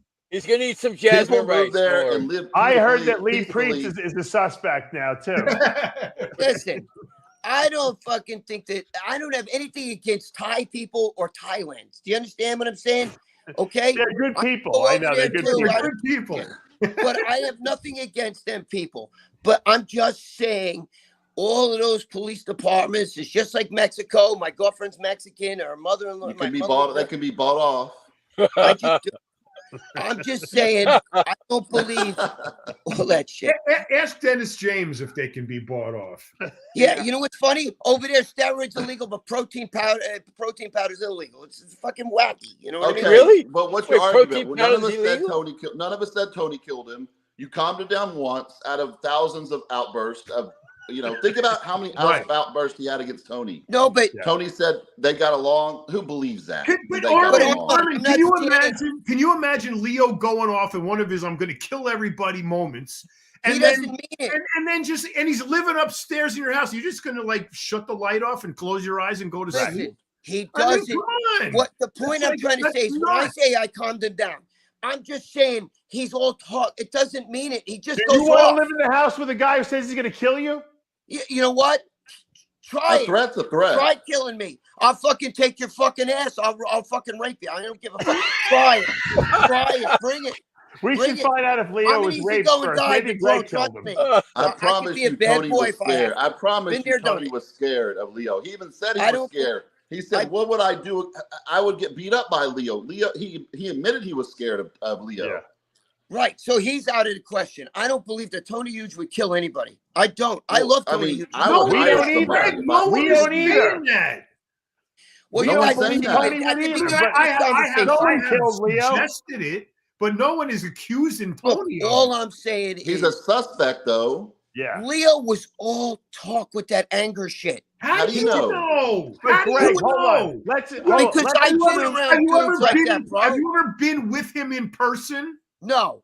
Oh, exactly. So how do No. you know? How do What? you Wait, know? Because he Greg, would have John, done let me something You about had it. to exchange a couple of text No. messages. Hold Because on. I don't think he know was all people, talk. and I've been Greg. around people. True badasses Greg. don't talk. You Let know what's David- funny? let You know David what's talk. funny? Why Bash you was in the head Leo's- without Why a was true Leo's badass would not wife talk. and child in hiding from Leo, and why was there a Oh, restraining really? order against Wait him? a minute. If his wife was in hiding, why would she tell you guys last week? She's texting a few of you guys telling you, stop that shit. Stop Because talking she's about my worried husband. about the legacy of the father of her child. That's the only thing she's worried bullshit. about. She would not. Most women, you know, women scorn. Greg, Ask there's Larry. forms. We have Larry the just talked about paperwork. his ways. We know what it's like. A woman scorned don't give two shits. They'd be like, good, fuck him She up. wasn't Kill scorned. that She guy. was running away from him because he Larry, am I right threatened to or kill wrong? her and the kid. He didn't even think that was his baby. Greg, He you even just told me don't- that. No, one Greg, minute I hear, honestly, oh Greg, shit. bro, you know I No. love you, but honestly, you just don't know enough about this. No, wait a minute. But listen, He's just everybody's saying he wanted it. He was pissed because she had a girl. He knew it was a girl before she was born. He told me I'm having a daughter. I knew that. So The rumors. Oh yeah, Tony. You know why he was really pissed? Because she gave birth to a girl and he wanted a son. That's not true. Whether it's true, whether he Who's wants saying a son, that? he knew it was a girl. Why did Who he the kill hell her? is saying You're making it up. No, where people you are going fucking with saying that that one? shit to me. And this means that Tony. We're not did saying it, have though. killed No, Leo. not you, but I'm saying, go read the comments on RX. Then they got those have got to be true. Greg, you know what? You know what the truth is, Greg? Even if you're right, even if Leo was all talk, when you threaten people's lives, some people don't like that, and they will kill you for that. I agree, but I'm just telling you. I think You someone can't if I threaten think people's someone's gonna lives come unless hurt you're me- willing to back it up. A true tough guy don't threaten nobody. No. He just does it. I'm just telling you right now. No, He'd but a walk up true and bit- psychopath does. Yeah. Right. If Right. someone Hey. threatens me and I think my life's in danger, I'm gonna go kill them before they kill me. Right, Obviously. Right. If I Especially think if I'm gonna they're be a psycho. killed, I'm gonna go kill that person, or I'm gonna go pay somebody to kill that person. before Especially I get agree killed. with you. I do the same thing. I would do the same thing. If I thought my life was in danger, that'd be the worst thing for you. Because I'm going to tell you right now, I would fucking, without a doubt, I would So do the you same can't thing. go around threatening people's lives. But the thing is, how did somebody? Okay, let's say you guys said it's not Tony Hughes. Then who the fuck snuck mystery. knew where Leo was living, got in his room, got him Well, in he the was bathroom? hanging out in that. He was hanging out in a place that he's not Could have from. been one of those little And lady it- Could have boys, been Greg. anybody. Yeah. That's not A honey the bun. way to Lady figure boys. out. He didn't like that. He did not They had like training First of all, boys all the time. They cannot- had you cannot parties. be- What if, They hold did- He on, bro, didn't like the here's a lady scenario. boys. What if He one of got the lady mad. boys, what if He one did of the not like lady that. boys, hold on, what if one of the lady boys try to rob Leo and he woke up and try to stop her and she hit him in the head and he fell to the ground and died? So What's Leo's a lady gonna boy? So No, that some couldn't lady have boy's happened. gonna overpower Leo. The No, I lady don't boy believe was that. a good guy. So she knew where he was living. Wait. She knew how to get in his apartment. She She knew might how have to been in there already having sex with him for all Okay, we know. no. He didn't like that. He was mad. He didn't like that. He was mad that Tony fucked around with lady. Listen to Bro, me. how do you know that he didn't like lady boys? Yeah, how do you thought know? he was Argued at a about strip that. I club. know. Because he's a good guy, He's a Armand. good That's why. guy. No, because the lady boy's a good guy. But listen. That's what I said. Oh. Listen. Do you not Come think on, him you and gotta Tony make this had a show. Can we orgies with wrap lady this boys? up? I'm fucking starving. Wait a minute. You I gotta wanna make know- this a show, Dave. Dave, So come on, just let the. how did they get his body behind the door in the bathroom? 2 They hours. pulled him in there. It was They, staged. they staged it. It was staged. Okay, so they Yes. dragged his body. How did they get out of the bathroom? Climbed out the The window. window. Knocking over the toilet. That's why they in the broke the process. toilet bowl. I don't know. Were you there? It's a mystery. We'll see. Were you Hopefully there? we'll No, find I out. wasn't there. All right, and there you But go. none of you guys weren't were there either, so we can't say for sure. That's what happened. Nobody's saying for sure. That's the whole thing. All No we know one is he said died. it. He was At the killed. beginning of this, you guys were saying it was Tony. You, The only I don't thing that believe we it. Greg, know is no he one was said killed. that. No one It said could know. be. Let's If roll we back. said if was he someone's was in your killed. house, Greg, and they're found dead, you're going to be the number one suspect. Tony's That's a it. suspect. I understand. That's Right. it. That's all we it. said. That's it. All right, whatever. I'm just And telling you And guys. Tony had motive. It's not that I'm sticking up for Leo. You don't understand. You see that window, Greg? What window? Oh yeah, that'll fit somebody through that. Yeah, Well, a Thai that's person. why I Yeah. suggested maybe it was a lady boy. I couldn't Yeah. fit through it. I don't believe anybody stepped on no. I'm sorry. I don't believe that story. I How don't else believe did they they get out placed the his window if body they didn't behind step the on the door. toilet? I Wait, don't believe it. that top toilet was cracked. The lid that goes on there The was whole cracked. thing was dislodged. The whole toilet bowl was dislodged. Yeah, but there was How also do you know they people. couldn't Wait a minute. have locked it from outside? Picked the lock and locked it from outside. Well, let me ask you a question though. Didn't Tony say that there was tools in there that he was actually trying to take? That was. I bet you that was staged there. That's staged. Bungle. But I don't believe any of it. I'm sorry. Well, Unbelievable. the only fact, Okay, Greg, the Greg only doesn't fact that we believe it. really So know we for know. sure is So that wait a Leo minute. was killed. So you're So telling someone- me they knew that they were going to break the Someone toilet bowl? killed him, Greg. Someone killed him. I don't. We don't believe know who. Someone killed him, though. We it. I don't didn't believe it. say I think Tony, he, just I for think the he record. fucked up. He was on a drug trip. All I right, think he that's fucked your up. opinion. That's your opinion. Okay. Yeah. Can I eat now? The way Leo was, he would flip out on people. He probably had so many enemies, Yep. and he could have flipped out on anybody. It could have been a local person, somebody online. Right. But I know You I know, wanted to do bad things to Leo. And if he was, Larry, if I was in his face and he came at me like that, he would have a serious problem. I understand that, Larry, and I feel the same way. But what I'm saying is, I don't believe how was somebody. The only person that really knew where he was Tony. Okay, and I don't believe that Tony did this. There's no way that you would be able to get in his apartment, get at him, get him. What about all the other guys that were hanging out with Tony over there? That's not Have you not ever true. seen a You car think wreck? Leo didn't Have you hang ever out with seen- any have you ever girls? gotten to the scene of a car wreck and the car is like facing the wrong way, twisted, the doors over here, Yeah, and it was you're looking, one of them. at Yeah. the car wreck and you're going, how the fuck did that happen? No. You know? Listen, And how would you just know where don't he know lives? this shit. He's You in weren't that room. there. You He's in didn't an see it. apartment You building. don't know How do the you know which people. room he's in? And How do if you know you he's just going to be in don't his know. fucking underwear and shit? Actually, getting in there and killing him would have been easy. Yep.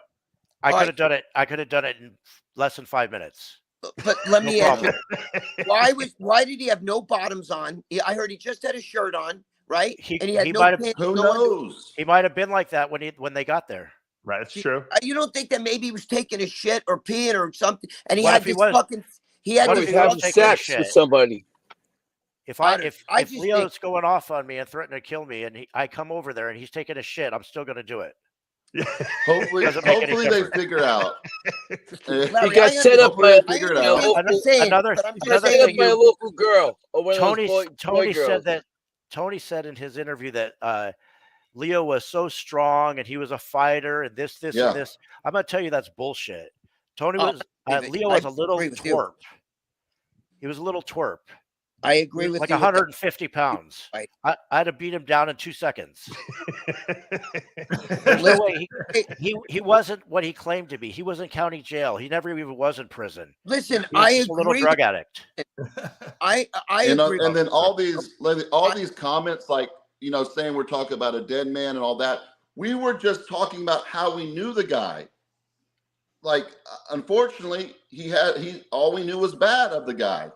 I even talked to him personally when he moved to Portugal, trying to help the dude after he was never even that kind to me, saying, I've been through some bad situations before with women. I've had my daughter to kidnap. Like, what's going on? He made up all these crazy stories, like Lisa's with me here, helping me get a flat. I said, why would she be in Portugal when she was scared? What are you talking about?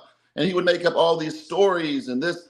None of us we weren't talking about a person bad after they died. We said the same thing alive or dead. Yeah. The reason we stopped talking about him before he died, because we just want to keep rehashing about this person and talking about this person.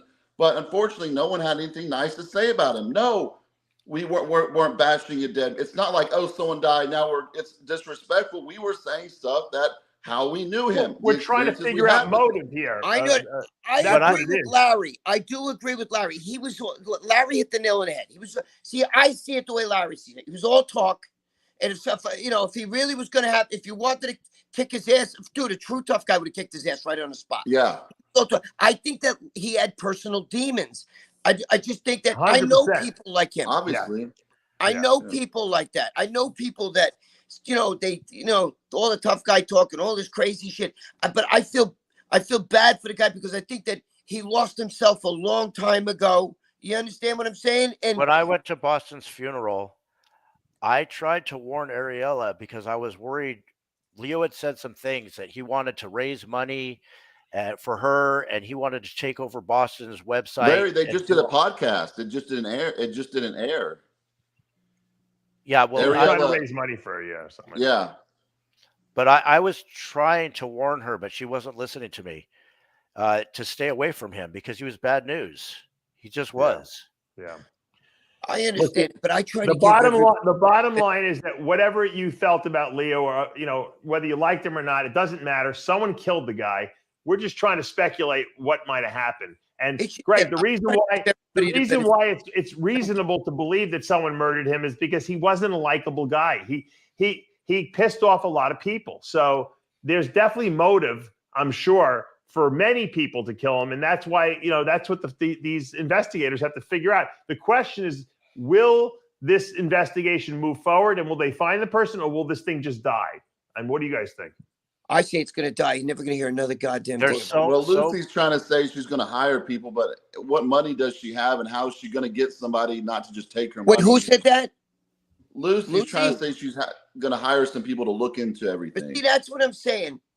Armand, that's exactly what I'm saying. All these people, oh no, he wanted to kill Lucy. He wanted to do this. He wanted to do that. He did. He told her that. But why wouldn't she, a woman? You know why, Greg? Because she has this kid. Because at some point, Greg, the daughter's going to want to know what happened to her father. That's why. She's scared of him, yes. But they have a kid. Don't give a shit. When me and my ex-wife broke up, she would have loved it if I died. So the kids don't know that. Not really, Greg. She was just mad at you, your ex-wife. She didn't want you to die. I think so. No. Now that Leo's actually dead, his wife wants to know why. I think it's for the daughter, Arma. I really think it's for the daughter, for the daughter to have closure at some point, about what happened to her dad. I'm telling you guys last week, stop talking about this situation. It's bad. Yeah. We're spending way too much time. I just see it in a different light. Yeah. Look, I try to give everybody the benefit of the doubt. I knew Leo had demons. Okay. I agree with Larry. I think he was all talk. I don't think he was a tough guy, but I don't think he meant it either. Because he would be like 1 minute freaking out. It doesn't matter, Greg, because you can't go around threatening people's lives. You just can't. Someone's going to take you out if you keep doing that eventually. Yeah, someone. And that's what happened. I'm the kind of guy who would ignore him. But you know what? If he was living in my house, it could get scary, if someone's constantly threatening your life, So then I didn't even hate the guy. I felt bad for him. I wouldn't let him live in my house because I would know better, but I'm just saying, But see, but when you say, we're not saying it's Tony, but then you're saying Tony couldn't get rid of him. I want him out of the house. So Tony said all this. That's insinuating it's Tony. Look at this Tony scenario. said all that, Tony's just doing his thing, and Leo flips out on him and tells him, "I'm going to kill you." And Tony tries to defend himself. What do you think happens next? I think Tony would have ran out of the room. I think Tony would have beat the crap out of Leo. That story about Leo's so tough and he's so strong. Tony's bigger and stronger than Leo. He can beat the crap out of Leo. But Tony's he's sober, sober too. Larry, come on, you've been around bodybuilding for years, and a lot of guys aren't. Just because they're jacked doesn't mean that they're tough, and that's okay. It doesn't have to be tough. He outweighs them by like 50 pounds. No, if I know. It comes down to your, that situation. It's live or die. Strength's gonna come out, and he's gonna overpower Leo. But Larry, going back to what you said before, I don't think that Leo. Let me ask you a question, Greg. I don't think he would have attacked Tony. Greg, let me ask you a question. All right, forget Tony. We all like Tony. Leave Tony out of this for a second. Yeah. Yeah. All right, let's assume the forensics are correct and that Leo was killed. Who do you think killed Leo? Who would be the most likely suspect to kill Leo in this situation? You know what I think it would be? If he was killed, I don't think he was killed, but I'll play the game. But let's assume that the forensics are right. He was killed. Who killed him? I think it would be an associate of somebody that he dealt with, like a drug dealer or something that he fucked with. Absolutely. Absolutely. But it wouldn't be Tony Huge. I can tell you that. I now. agree. I agree with you. Yeah, if he was killed, it would have been a drug dealer or somebody that he went off on over there. But I don't believe he was killed. Right. So for the people watching this, Greg, you said it right. He probably opened his mouth to the wrong person there. And in that country, it's not the U.S. You know, they can't call the police, you know, at the drop of a dime. They take care of business. So someone might have killed him, you know? You know, they were dealing drugs. Right. Anabolics. Yeah. Tony, Leo, they're all Boston. They were all doing that. And so if you cross somebody in a drug deal, they get pissed off. Something could go wrong. I know a guy right now. He's doing he's doing like 2 life sentences for a double homicide. And I knew he was going to do it before he did it over a drug deal. Wow. Bodybuilder. Larry, I know guys that are sitting in jail right now, Tartaglione, all those guys. I know a lot of those guys that are all sitting in prison right now for murder. He murdered 4 people. But what I'm saying is you're right. Okay. And when you're dealing with drug dealers, like maybe they're dealing with like, you know, LSD, because these guys party with other shit too. You know, it's not like I'm, you know, some testosterone dealer, you know, these guys are dealing with fucking party drug people. So that's the only scenario, but I still don't, I'm just saying, I think that he fucking had a connection. Yeah, but if you're like Leo and you're doing a drug deal and then you turn around and tell someone I'm going to kill you, and you tell that to the wrong person. Larry, or if you fucked the guy over, if you didn't pay him, you understand what I'm saying? Either way, whatever happened. And he didn't have any money. Somebody off. The only way people, you know, like I know certain drug dealers that if you owe them money and you don't pay them, there's trouble. I can tell you that right now. They'll take your life, because you know what? It happened to me. You know, I almost got my fucking headshot. You know what I mean? You know, down by Yankee Stadium, and the guy's in prison for murder now. But what I'm saying is, you know, when you owe money, that, you know what they say? Well, I'm never gonna get that money, so I must as well just fucking kill you. You know what I mean? That's the whole fucking mindset. But I'm not saying that's what happened. I don't believe. I don't know. I just think that he might have been on a drug trip, fucking freaking out, because those guys fuck with all that shit. We see like fucking pink elephants and DMT and all this other shit that makes you see shit that ain't there. Boogeymen, demons, you know what I mean? And who knows? You know, you start freaking out by yourself, you know? It's possible. Yeah, but he didn't do that to himself. No way. I'm not saying he did it to himself. I'm saying it was an occurrence. Like, you know, I don't think he was trying to do it. I think, you know, oh shit, a demon came up out of the toilet. I'm gonna go get that motherfucker. That's the door to hell. Let me take the toilet off the fucking, you know, hinges and shit. And you're in there and you're slipping and you fall, you smack your fucking head. You know what I mean? At the end of the day, Greg, hopefully this will get some clarity on what's going on over there. That these are preliminary type stuff. It seems as though he was murdered. Who did it? We won't know. I don't think Tony did it. We all know Tony. It doesn't seem likely, but you know, at the same time, Leo was living in his house and there was some stuff. So we'll have to keep an eye on this and keep the story going. I want to thank Larry for stopping by, Larry Pollack. And if people want to buy your book, where can they get that, Larry? Amazon? Oh, the book's not out yet. The script is ready and it's ready for production. I thought there was a book too you had associated with it. No? No, it's just a script right now. Okay. All right. And do a book. You should do a book. Yeah, I know. People have been telling me that, and that's the next step. But the script's already written, so I think this is going to make a better movie than it would be a book, because I think that you have to visualize everything that's going on, because it's so insane that the visualization of it will make it much more. And you know, you'll get sucked into the whole scenario, because Larry was living. You know, we kept the abbreviated version. Larry was living a big life down in Mexico, having a good time. You know, I don't think he ever expected this to happen. You know. So. No, I expected something to happen, but not like that. Well, I want to thank everyone for if they did it right, that'd be a badass movie. Yeah, I wish you the best of luck, Larry. I hope you kick ass, man. I hope your story goes to be a movie, and I hope you kick ass. So you deserve it. Well, I wish nothing but the best. My gym is doing great. It's Underground Performance Gym, and it's where is that?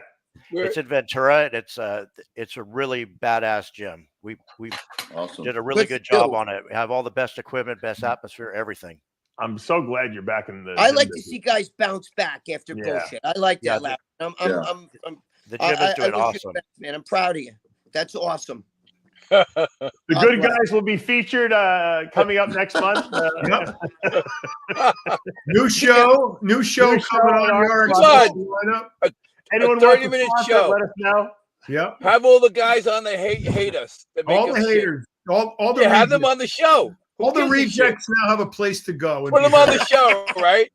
It'll be George. It'll be Mr. G, rather. It's for those of you who know him as Mr. G. Mr. G, Greg, and the Johnny Bravo there. Yep. Running that show. That's going to be a fun one. The good guys. Everyone's a good guy. All right. Well, thank you for joining us live as always. I think we almost got to the 2-hour mark this time. Hopefully we helped you pass your cardio. And if you have any suggestions for future shows, put them in the comments below. For now, we saved your life. See you again next week.